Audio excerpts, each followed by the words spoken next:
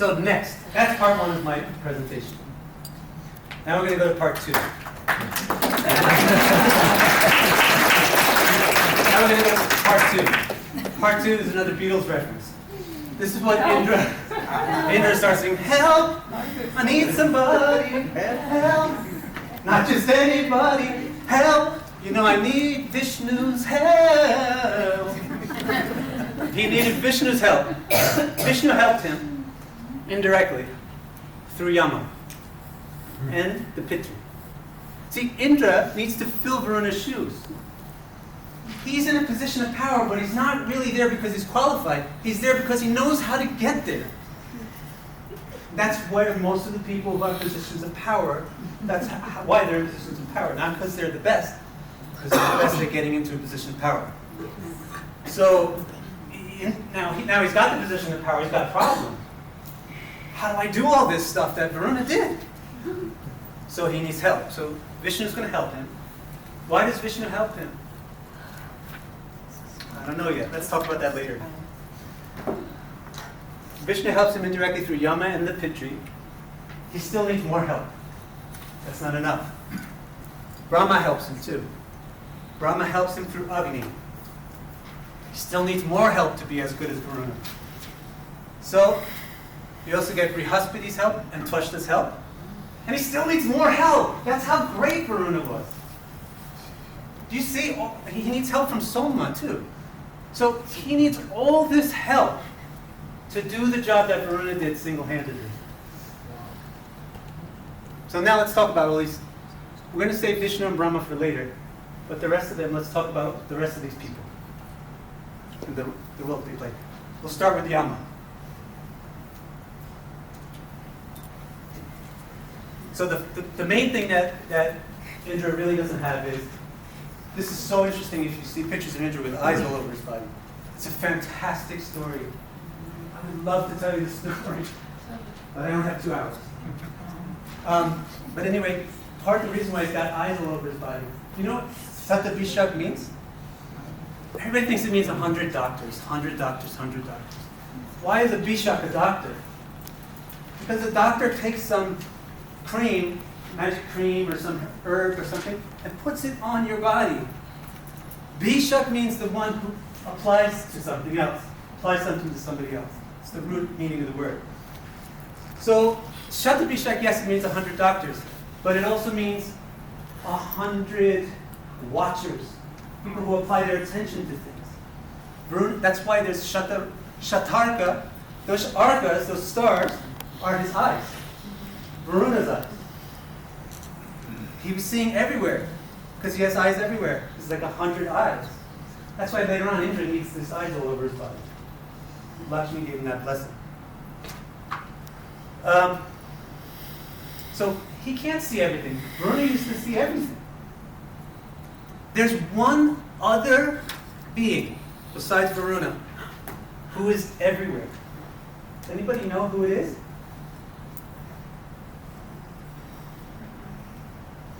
Hell, somebody. Arjunji, you want to guess? Aditi?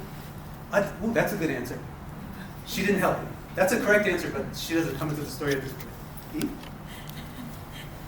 It just depends on what. Well, Yama, death is everywhere in this creation. Yama, he's going to be everywhere. The witness. No, I wasn't thinking of that. That's the thing, when you're the guy giving the lecture, you make the students, whoever listening, give the answer that you want them to give. And then you tell them they're wrong. Okay, don't give them the answer. But really, there is one other God who has the same power, and even the word is almost the same as Varuna. It's Vishnu. Oh, Vishnu. Vishnu is everywhere. In fact, Varuna is only everywhere physically. And Aditi also. They're only physically everywhere. But Vishnu is at the root. Vishnu is consciousness. That's the most valuable. That's the thing that holds everything else. This room, this whole experience that we're having is being held inside our experience. So consciousness is the biggest enveloper of other things. So Vishnu's got more of what Varuna has. But he's also very hands-off. That's why he doesn't take this role. He doesn't come in and say, Indra, move over, I'll take over. And he doesn't even go and directly help Indra. what he does is he makes a second one of himself. Oh, this is Vishnu, by the way. And then he makes a second one of himself. Anybody know his name? Vishnu made an expansion who would embody his omnipresence and omniscience, called Chitragupta. And he gave this Chitragupta to help Indra. So he wouldn't directly become partial and help. Vishnu doesn't want to be on anybody's side. Vishnu is on everybody's side. It doesn't matter if you're a Trump supporter or a Trump hater. It doesn't matter if you're a good guy or a bad guy, a black hat or a white hat. Vishnu is at the core of who you are. So he's not going to take anybody's side. But the way that you approach me is the way that I'll go back to you. Literally, the way I'll love you. The way you approach me is the way I'll love you. Vishnu says, Krishna says in Gita. So the thing about the gods is they're not asuras, they're suras. They're powerful, but not asura, very powerful. If you're very powerful, you don't like to go and ask somebody else for help. So the asuras have this tendency, they don't go to Vishnu to ask for help. But when they do, Vishnu definitely helps them. He's not partial to the gods. Only the gods team tells you that Vishnu loves them. Vishnu loves everybody. The guys that got kicked out of paradise and the guys who are still in paradise. And for example, anybody want to say a famous example of an asura who got Vishnu's help? Bali, good. Another one? Prahlad. So there's two proofs. So Indra and the gods go to Vishnu, so he says, okay, I'm going to help you, but not directly. So he gives Chitragupta as an embodiment of himself. But guess what? He doesn't give Chitragupta to Indra directly. He gives him to Yama, and it says, Yama, you help Indra. Why did he do that? Because it's impossible for somebody like a politician to be impartial. That's what politics, the very word, politics means polar. So you can't be impartial if you're a politician. So Indra can't even possibly use Chitragupta. So he gives him to Yama, who is already the assistant or deputy for Varuna. And that's when he gave Yama the noose also. He gave Yama Varuna's noose. Now Yama carries Varuna's noose, which you can see right here. So Yama, he is doing the main job that Varuna did. Anybody here ever been a king? In any lifetime that you can recollect? Anybody here ever watched Game of Thrones? You can see sometimes what kings have to do, right? What do they have to do? A lot of listening to people. They're the judges. They got to listen to a lot of complaints. They practically spend 8 hours a day listening to the citizens come in and say, this guy next to me took my rice, that guy over here stole my cow, and then they have to figure out what to do about it. That's the main work of being the king, even if you're the king of the heavens. So Yama actually took the main bulk of the work. That's what the word Bharani means. He carries most of the weight. He carries most of the responsibility. That's what Bharani is about. Taking the trouble to do something that's difficult for the sake of other people. That's what Bharani is about. And he's not the king. Just like your mom. No mom jokes. Just like your mom, she does most of the work.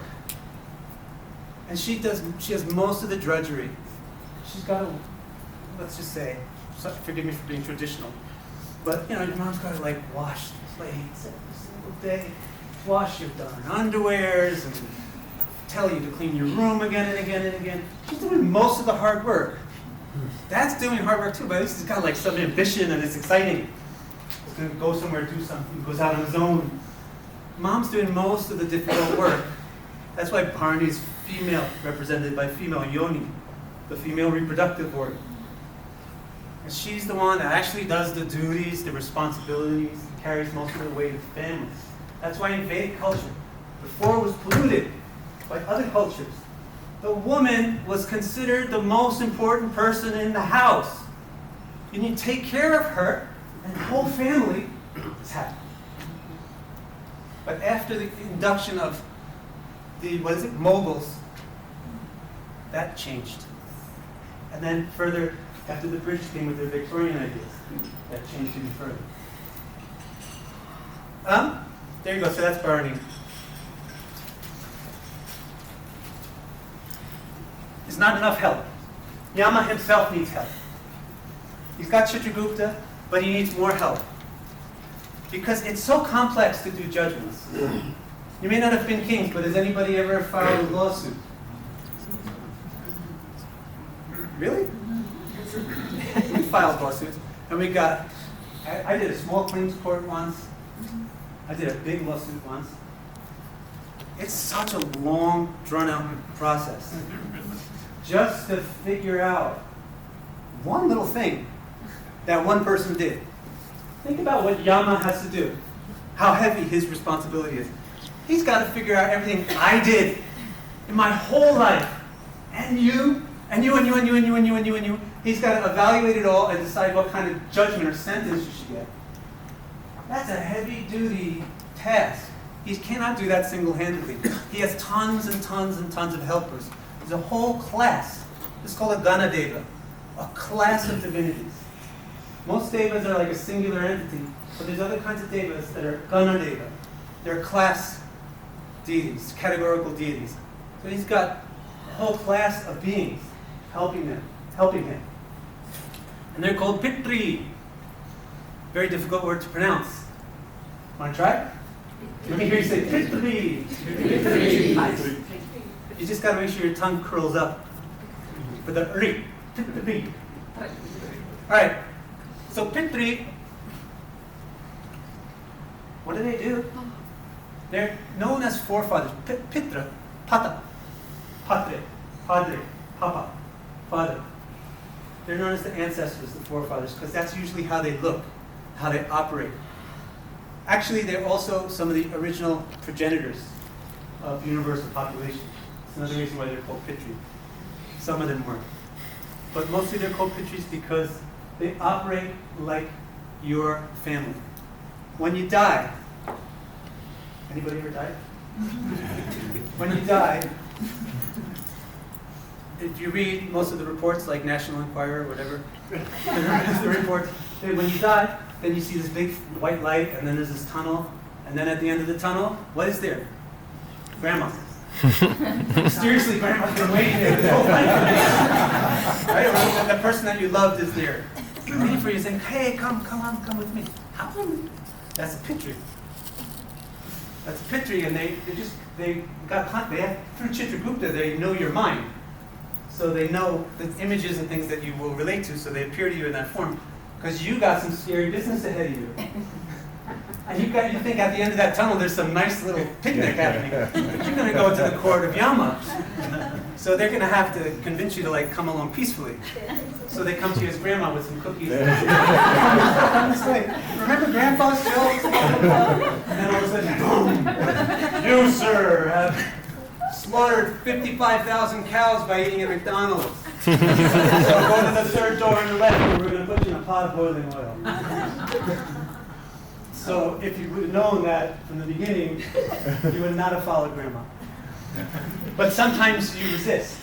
Sometimes you've been so vile and wicked that you know you got bad stuff coming. So you resist, and then Grandma grows fangs. You'll see this depiction more in the Puranas. The Pitris become known as Yamadutas.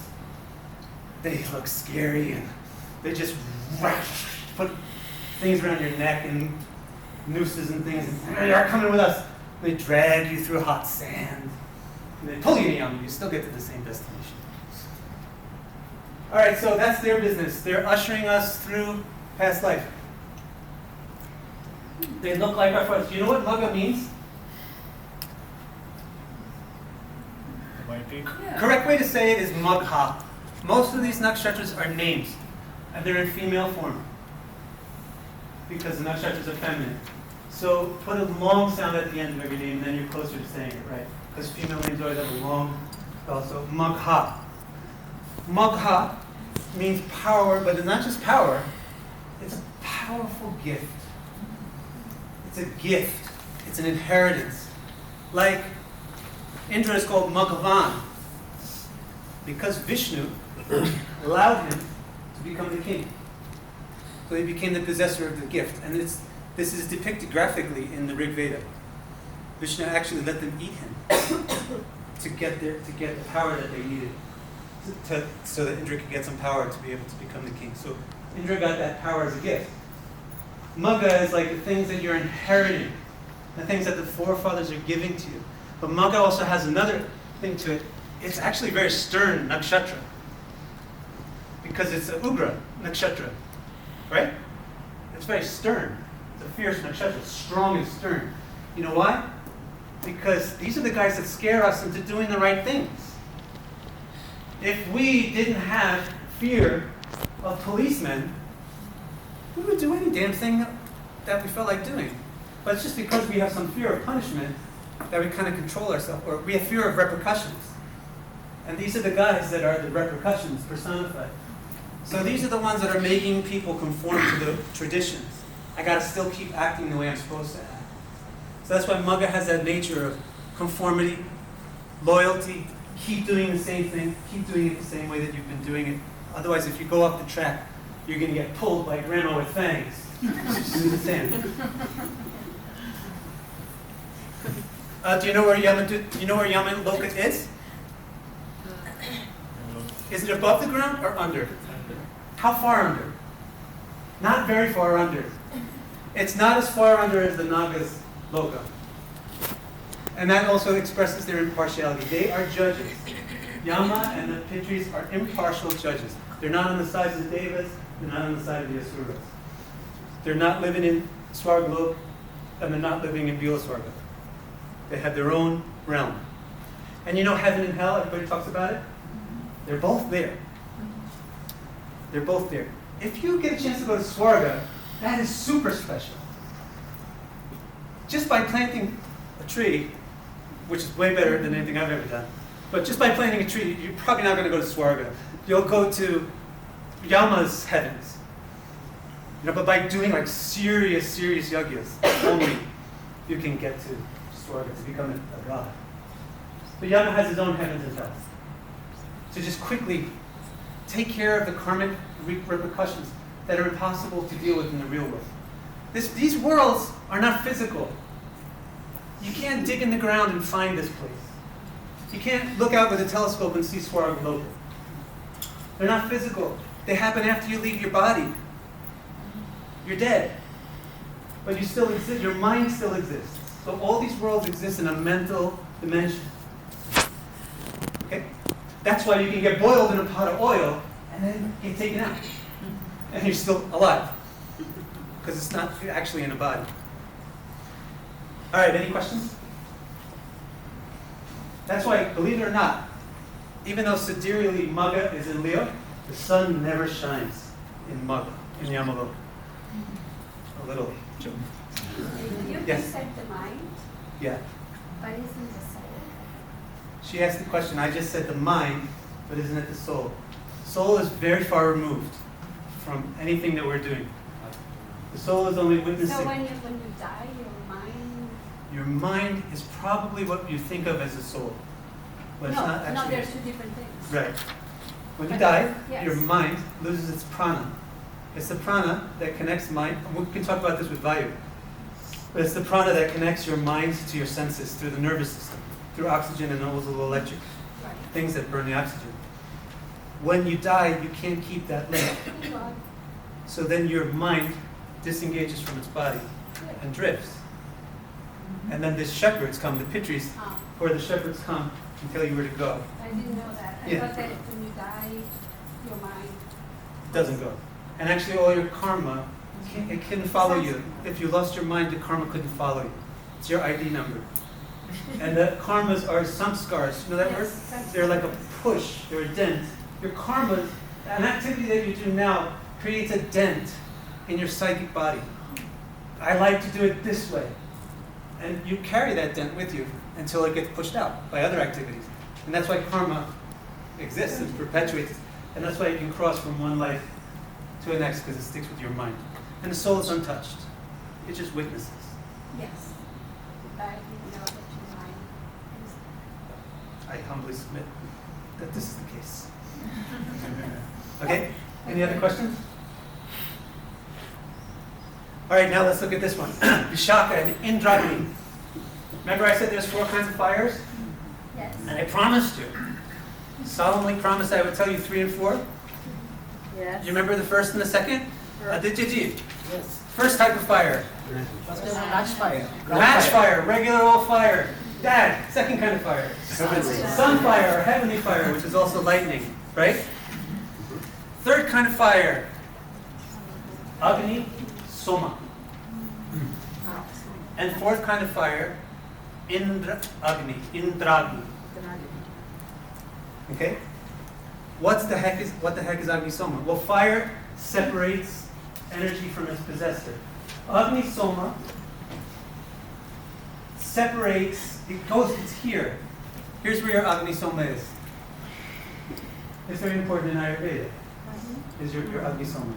It's here, and it's going to take your food and burn it here.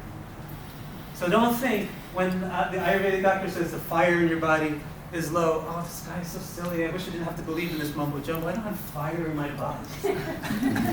Right? He's not talking about match fire. He's talking about Agni Soma. It's a different kind of fire. It's an acidic fire. That's enzymic. It's enzyme fire. And its job is to take the calories out of the food and then leave you with poop. Just like, fire leaves the wood with ash. The Agni Soma leaves the food, turns the food into poops. So that's what Agni Soma does. Agni Soma resides at Brahma's left side. He's a real person. Even though it sounds like there's 2 people, Agni Soma. It's the type of Agni which is working as Soma for food. So he's an entity who's living on Brahma's left side. And Brahma sits on his lotus. Agni Soma's on the left. On the right, and you'll read this in Mahabharata. And one other place where I forgot. On the right is Indragni. Indragni, again, is not just Indra and Agni. Indra means best. It's in so many words. Can anybody think of another word? Dave, Indra, best God. Another word? Indriyas. Ooh, that's a hard one to explain. Another one?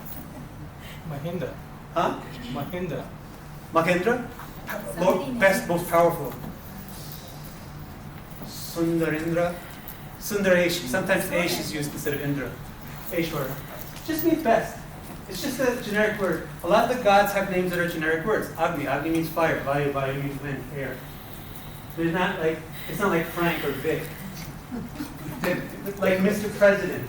You could say Mr. President, and that's a name for him. Or you could also say his name which shall not be named. You could also say that. So we don't know their actual names. We don't know their real names. We just know their official names. Indra just means best. Agni just means fire. So the best kind of fire is the fourth fire. It's this one. It's the intellectual fire. That's the electrochemical stuff, the fire that's going on in our brains and in our nerves. That's Indragni. It's the fire that's allowing us to digest words. Don't believe anybody that says words are not important. We're too spiritual for words. Words are so important. You cannot transmit information without some form of a word. Sign language is also a word, so you can make faces and all that stuff too, but that's another kind of word. Agni, this fire, Indragni, digests words. What comes out? What are the calories that you get from words? Meaning. And the poops left over is just the sound, the noise.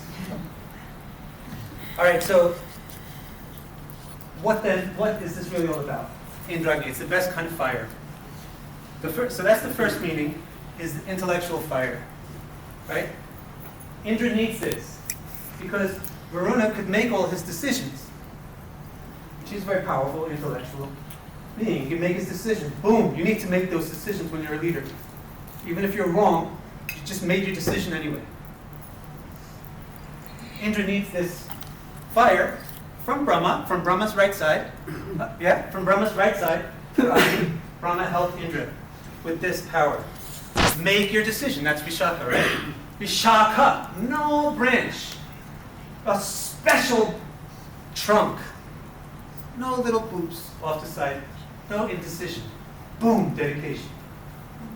Indra needs that. He's going to be a leader. So Brahma gives him Indragni so that his thinking process is clear and he makes clear decisions.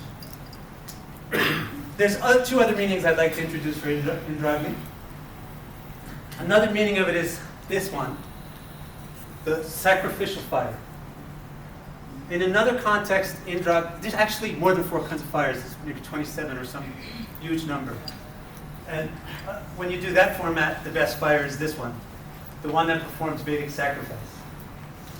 Indra needs this because this gives you power. Today we think this is some cool little tea ceremony that we do. But if you really want to get power, you go on Facebook. And you get likes, you get followers, you make a YouTube channel, and you get viewers. But in the old days, the way we got power was by worshiping the gods and getting their support. And that's how you do it, through fire. So this was very important for getting power also. But another interesting thing is, Indragni is also that. In the sense that this is what he killed Vritra with. This was the form of fire that Indra used. This is Indra's Agni. He used this lightning bolt to kill Vritra, to kill that dragon, that original dragon. So this Indragni also means Indra's Agni, the Agni that belongs to Indra, which is lightning. Lightning is also just Shakti. So Indragni can also be a misspelling perhaps, because that happens a lot because we don't have Kindles and internets. In the old days, you got Ganesh, and he's got like a peacock feather, and he's got to write. And if you want to make a new copy of the book, you don't just get it printed from Amazon. You got to write a new one. So that's why the Vedas have many, many, many different inconsistencies, because they've been copied so many times. And so maybe it's a misspelling and it's actually Indrani, in which case Indrani is this incredibly lovely lady who's Indra's queen. She's Indra's Shakti. She's Indra's power, actually. So Vishakha also has this side of a very, very dedicated wife who gives support to her husband and dedicates herself very much to her husband. You can also find that with Vishakha. Any questions about this? You all having a great time out there? Yes. Okay. Yes. All right, so now we got Soma, which is great. Everybody loves Soma. Just see how much people like to drink. Liquor. That's the same thing that people like. That's what Soma can be. That's one form of Soma. So we still have to close the gap between Indra and Varuna. So Soma's going to help. Soma, what is Soma?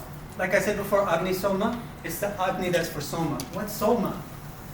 Soma is, have you ever heard of, do you know the actual Sanskrit word for malefic and benefic? What's a malefic in Sanskrit? Krura. And what's a? Somya. Same word. Soma, Somya. What does it literally mean? How can you translate Somya? Soft, gentle, soft. That's what Somya means. Soma is liquid. Water. The most basic form of Soma is water. The most important nutrient is water. Which is so ironic. My kids always laugh about this.